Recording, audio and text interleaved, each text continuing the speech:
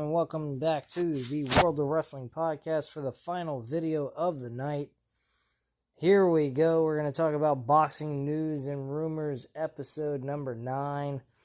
And the first article we're going to talk about here tonight is about Gervonta Davis and Lamont Roach rematch in doubt with a new opponent lined up.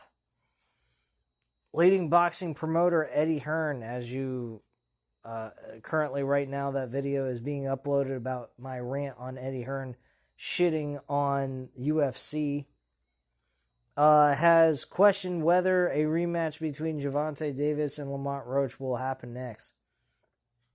Tank retained his WBA lightweight title against Roach in New York on March 1st, despite the fact being declared a split decision draw after 12 closely fought rounds.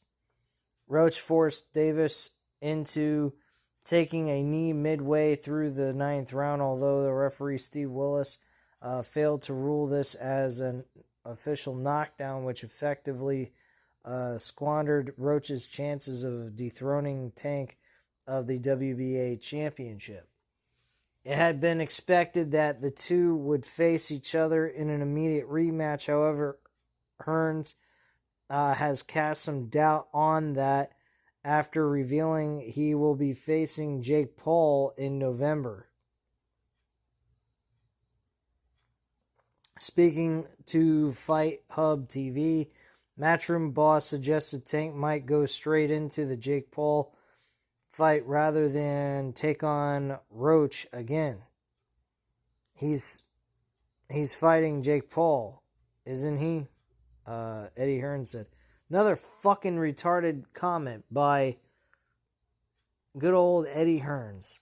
I don't know whether he'll still fight Lamont Roach. I know he's fighting Jake Paul in November, and then maybe Shakur Stevenson after that. Why would he face Jake Paul? Jake Paul is way heavier than him. He has no business facing Jake Paul. Jake Paul is heavier, and he's way bigger than Gervonta Davis. Gervonta Davis is about the same height as me. I'm 5'6". Like, that's insane. Jake Paul is like 6 foot something. It's fucking crazy. He's a light heavyweight fighter. Cruiserweight. He's facing Gervonta Davis. Get the fuck out of here. What is this guy smoking, man? Jake Paul has had a controversial boxing career since his debut 5 years ago. The 27-year-old from Cleveland, Ohio, has faced a number of retired MMA stars during this time, including Anderson Silva and Tyrone Woodley. The problem child returned to the ring last November when he faced heavyweight icon Mike Tyson at the AT&T Stadium in Arlington, Texas, where he defeated the 58-year-old via unanimous decision after 8 rounds. Oh, wow. Super impressive. Oh, my gosh. Like, that blows me away. Lamont Roach, Gervonta Davis in doubt because he's going to face Jake Paul. What a fucking numbnuts. Jake Paul is facing Chavez Jr. Cesar Chavez Jr. Why the fuck would he be facing Gervonta Davis? Gervonta Davis is... Let's see what Gervonta Davis' height is.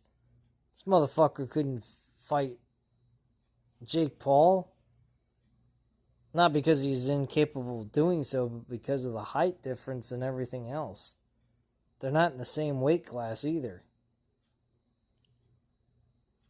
Gervonta Davis is smaller than me. He's 5'5", 67.5-inch reach. Like, what? Get out of here. I'm gonna be smoking crack, man.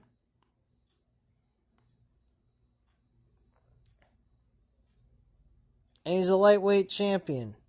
That's it. What the fuck are these people talking about? Jake Paul, let's see where he's at. Jake Paul ain't no fucking lightweight.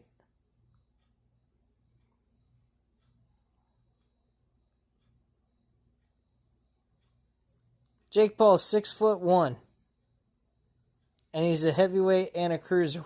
He's gonna have these two are gonna face. What is it, fucking crazy? That ain't fucking happening. Get the hell out of here. You know, I'm starting to get tired of Eddie Hearn. He's a fucking numbnut. He's as dumb as shit. Man, oh man, what a dumbass. Cool, I'm going to discuss here is actually the fight that happened this past Saturday on April 26th. Conor Benn gives his verdict on Chris Eubank Jr.'s power after moving up to face him. Conor Benn has spoken about what it was like to finally face Chris Eubank Jr. in the ring. These two generational rivals put on a superb show for a packed out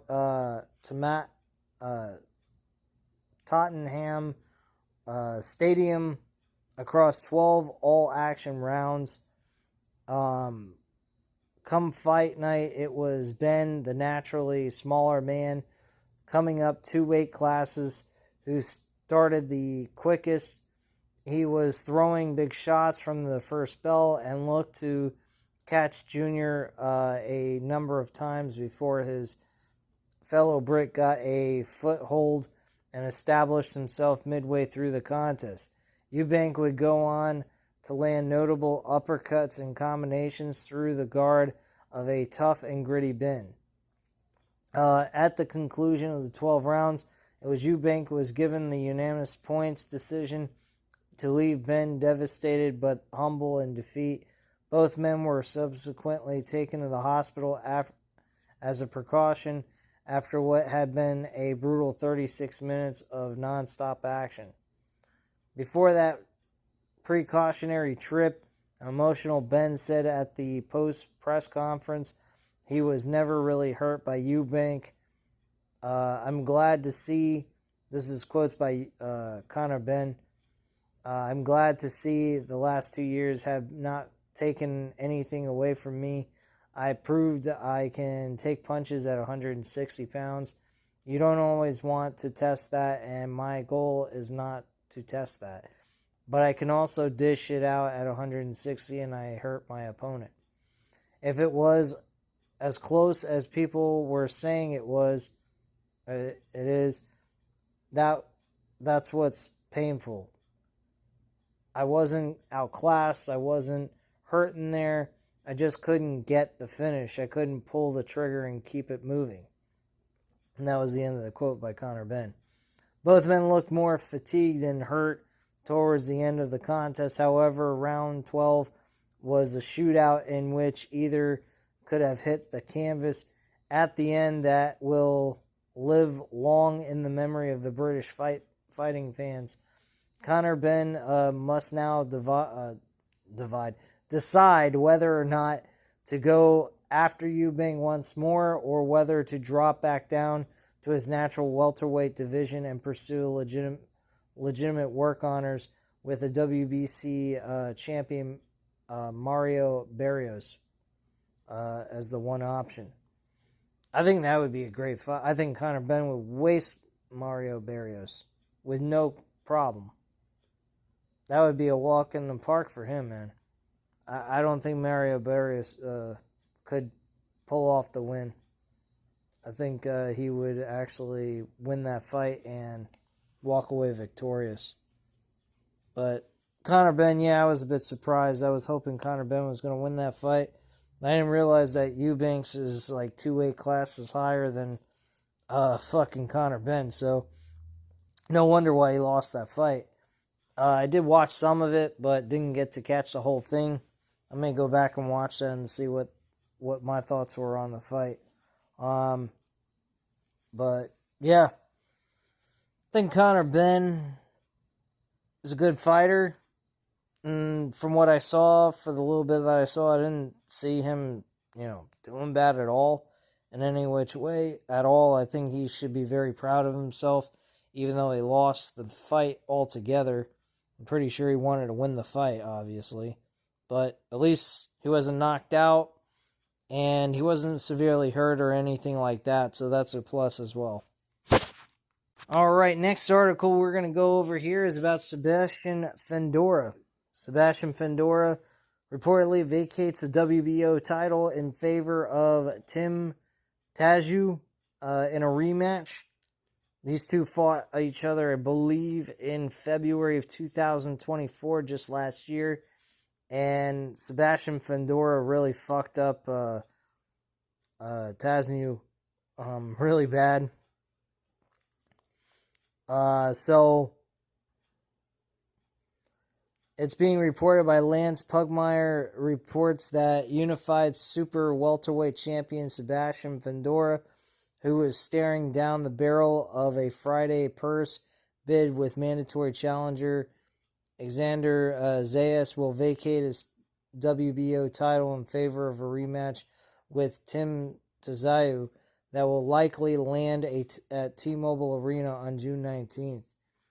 Thanks to a lengthy and ultimately fruitless effort to set up a showdown with Earl Spence Jr., Fundora has fought just once since upsetting Tszyu on short notice 2 Marches ago.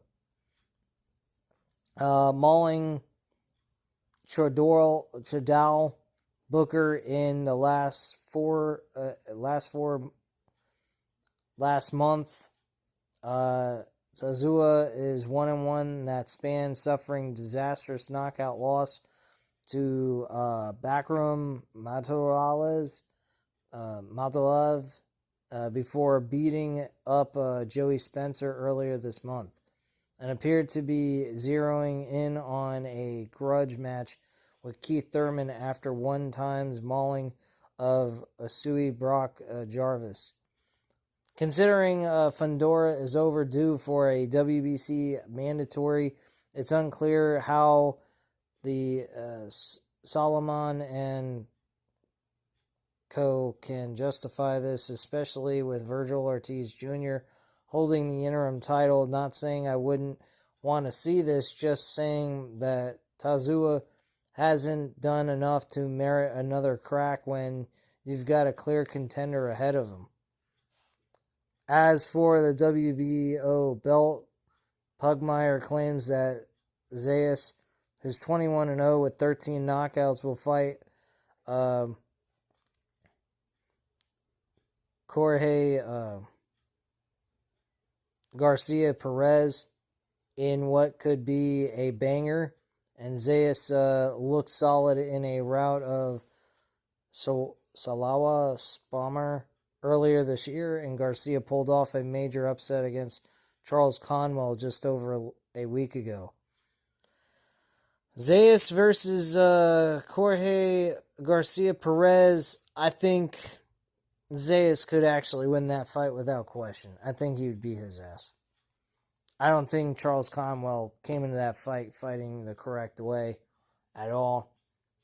Sebastian Fundora vacating the title, passing up a fight with Zayas. I think that was his way of just saying, I don't think I can beat this guy. Let's fight someone I already know how to. I've already fought, and go from there. That's what I think he's doing. I think he was just ducking him, plain and simple. I'm going to talk about Jesse Bam Bam Rodriguez. There's confirmation that he now has a fight coming up. This was reported yesterday that he will be facing Familia Cafu, who's 11-0 with 3 draws and 8 knockouts out of those 11 fights that he won. It states that Jesse Bam Rodriguez was determined to further unify the junior bantamweight division for his next outing. Patience and perseverance paid off for the 2-division champ. Boxing Scene has confirmed that San Antonio's Rodriguez, 21-0 with 14 knockouts, will next face South Africa's Familia Cafu, who is 11-0 with 3 draws and 8 knockouts, atop a July 19th DAZN show from the Stars Ford Center in Frisco, Texas. The July 19th is now confirmed for South Africa's WBO World Champion Familia The Truth Cafu, Colin Nathan, Cafu's trainer and manager, told Boxing Scene in a provided quote, "He gets to fight in what can only be described as a true super fight against WBC champion Jesse Bam Rodriguez in a unification match. Rodriguez is the recognized lineal ring and WBC champion, and Cafu holds the WBO belt." News of the matchup was first reported by Fight Freaks Unit. Ring Magazine was first to confirm that the co-feature will pit Diego Pacheco, who's 23-0 with 18 knockouts, and Trevor McCumley, who's 28-1 with 21 knockouts in a super middleweight matchup as well. Rodriguez has spent most of the 2025 on the hunt for a fellow divisional titleist. Matchroom Boxing, who co-promotes Rodriguez along with Mr. Honda's Tekken Promotions, previously reached out to WBA titleist Fernando Pama Martinez, 17-0 with 9 knockouts, for a bout that was targeted for May or June. Any hope for the matchup fell apart when Martinez returned to previous plans to face Kazuto Laka in a rematch to their terrific July 7th bout, won by the unbeaten Argentine via decision. Martinez and Laka will meet again on May 11th in Tokyo. It prompted Matchroom to turn to Cafu, with the deal coming together relatively quickly. "I'm excited to finally step back into the ring," said Rodriguez, in quotes provided by Matchroom confirming the event. "I cannot wait to fight in front of my home state fans. I'm looking forward to unifying in another weight division. I know Cafu is a tough opponent, but these kinds of fights bring out the best in me, and I'll be ready for whatever he brings. July 19th, tune in and witness greatness." I'm definitely going to watch that. I like Jesse Rodriguez. He's a good fighter. Very good fighter. Very enjoyable fighter, too. He can knock people fuck out. Cafu won the WBO Junior Bantamweight Championship in an upset split decision over Kasui Tanaka at last October 14th in Tokyo. Targeted challenger for his first defense was originally former Ford Division champion Romeo Gonzalez, who's 52-4 with 42 knockouts. Holy shit. The bout fell apart just as the two sides appeared to reach terms, with Gonzalez opting to instead revisit the matter later this fall. The contingency plan was for Cafu to enjoy a hometown headliner in late May. Those plans were on course until an offer was received to instead face Rodriguez for top honors at the weight. In quotes, "This is awesome, man, because once again I get to step in with an elite fighter and prove the world wrong, showing people that I'm also an elite fighter," said Cafu. "I've always wanted to fight him because people think he is the boogeyman of the division and say he's unbeatable. But I'll prove to the people that no one is unbeatable. Beating him, it will put me on the pound-for-pound list, and I will be the king of the division." Very true. If he does beat Jesse Rodriguez, that would be a huge upset.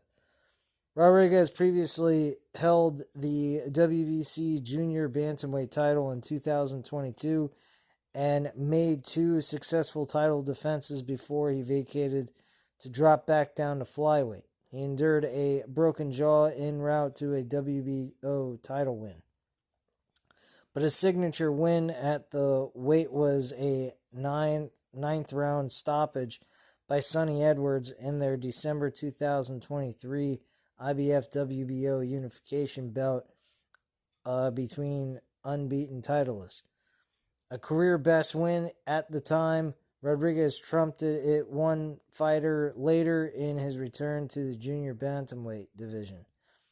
The unbeaten 24-year-old climbed off the deck to dethrone lineal ring and WBC champion Juan Francisco Estrada, who is a legend in the bantamweight division, via 7th round knockout last June 29th in Phoenix, Arizona.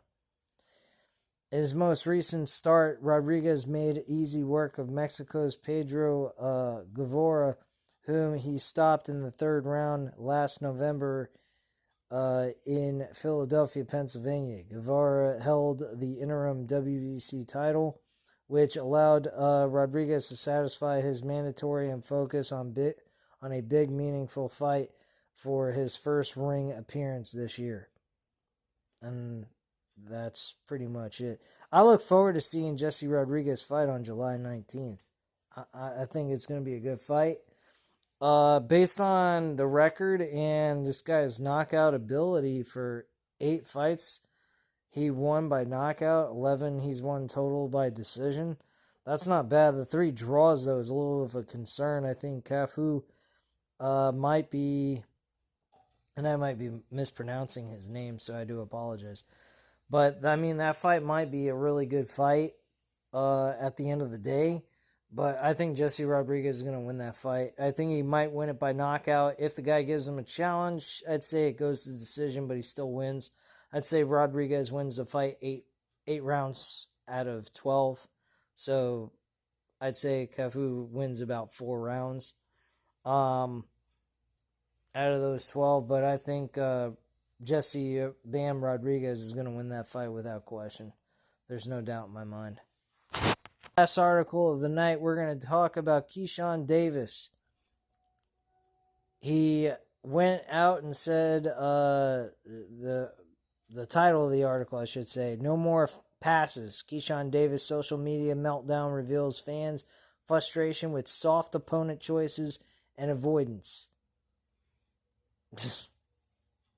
Man, sometimes I can agree with fans, voicing their opinions, but sometimes, dude, just shut the fuck up. The guy just started. Keyshawn Davis just started his career as the WBO champion in the lightweight division. You're giving the guy a fucking hard time? He just started. He's moving his way up. He needs to get experience under his belt. Yeah, he won the WBO title. But he wants to be able to be prepared to face these top-notch guys. He can't just come out of fucking nowhere after being on this hot streak and then just instantaneously having a fucking big-ass head and say, yeah, I'm just gonna fight every fucking big name known to man right out of the gate while I'm still young and fresh out of... come on, man. What the fuck's wrong with y'all? Yeah, he's a champion, but fuck, dude. Give the guy a fucking break. Let him get some experience under his belt first. I could understand if he was Gervonta Davis. You got all the experience in the world. Keyshawn Davis ain't got that same experience that Gervonta Davis has. The fuck out of here. This is crazy. Keyshawn Davis took to social media lecturing his followers, saying, "This culture is weird as fuck. WBO lightweight champion Keyshawn Davis is fighting out that he's not going to receive 24/7 praise for the choices he makes for his opponent selections. Fans have turned on him after he failed to step up and fight Andy Cruz, instead choosing the inactive Edwin de los Santos for his next fight on June 7th at the Scope Arena in Norfolk, Virginia. They've been patient, giving Keyshawn a pass for taking soft opponents like Denez Bernchik, Gustavo Lemos, and Jose Pedreza, I should say. Jose Pedreza. Apparently, Davis was hoping he'd be validated for his choice of De Los Santos, but the fans have been roasting him for the selection. That hasn't happened. All we do is talk down on each other, Keyshawn complained.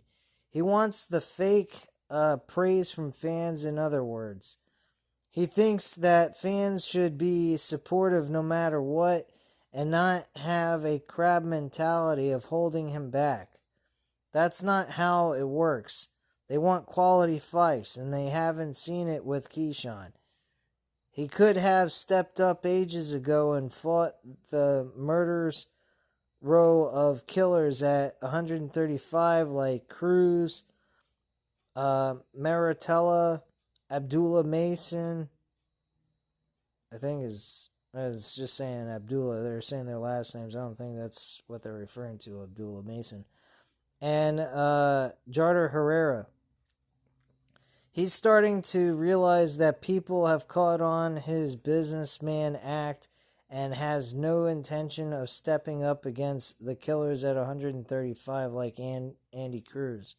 Ramon Maratella and Abdullah... Oh, they were mentioning Abdullah Mason. My bad. They see him clearly now. People can see for the first time that Keyshawn doesn't look like he has any intentions of fighting the A-level competition at lightweight before he moves out of the division to 140, 147, or 154. They know what he's going to do already because he's shown himself. And that's basically it. I don't know, man. I don't think that Keyshawn Davis deserves that kind of,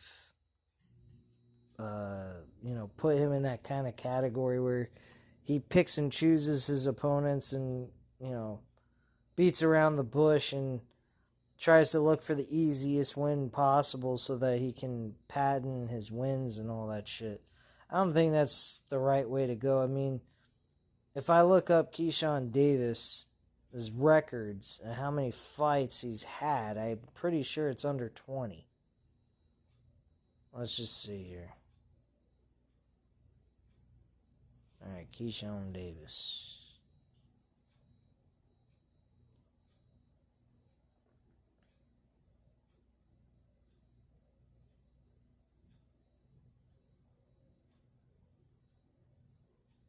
Yeah, he's had only 15, or no, not 15. He's had 14 fights. That's it. 14 fucking fights, man. Give the guy a break, man. I mean, by the time he reaches about 20 fights, I mean, at that point, yeah, we can say that he deserves to, say, hey, bro, you really ought to go ahead and start stepping it up a bit and actually face legit competition. But to say this man is just, a chump is ridiculous. There's no rhyme or reason why they should be even saying he's being, a cheap-ass fighter who's not wanting to actually go after the bigger fights and all that. Guy's had 14 fucking fights and people are shitting on him because... That's why I stay off of social media. I don't have social media of any kind outside of this YouTube channel. And that's it, man. That's ridiculous. Keyshawn Davis is being a chump. It's going ahead and skipping out facing top-notch fighters. Like, dude, seriously, the man just became champion. He's only got 14 fights under his belt. For the fact that he's even the WBO champion at this point in time in his career is outrageous and insane. That's crazy. He's having a great career, and I mean, the further the time goes by and he doesn't want to, fight top-notch names that are at his level that I believe he could beat. I think he could beat Andy Cruz, possibly. I think that would be a tough fight. I think that would be really close, too. He might win by... I'd give it to Andy Cruz and say it would be like a split decision by Keyshawn Davis.